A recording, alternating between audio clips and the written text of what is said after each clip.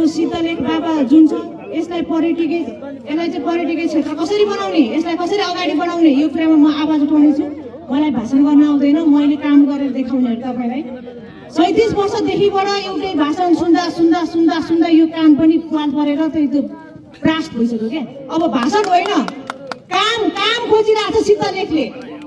त्यो भनेर म भन्न चाहन्छु र यति भन्न चाहन्छु, फागुन 21 मा घन्टीलाई चाहिँ घन्टी भनेकै आशिका तामाङ हो, आशिका तामाङ भनेकै तपाईँहरू हो है।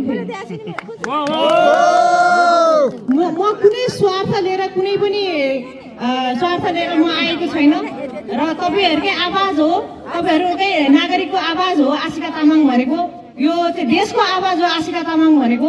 म त्यो भनेर भन्न चाहन्छु र यो पर्यायवाची शब्द जस्तो पनि भइसकेको छ र सम्पूर्णलाई चाहिँ म के भन्न चाहन्छु भने फागुन 21 मा भारी मत, चुपचाप घन्टी छाप है। सबैजनाले एकपल्ट नयाँलाई चाहिँ दिनु होला, अवसर दिनु होला, चान्स दिनु होला। एकपल्ट दिएर हेर्नुहोस् न के हुन्छ होइन।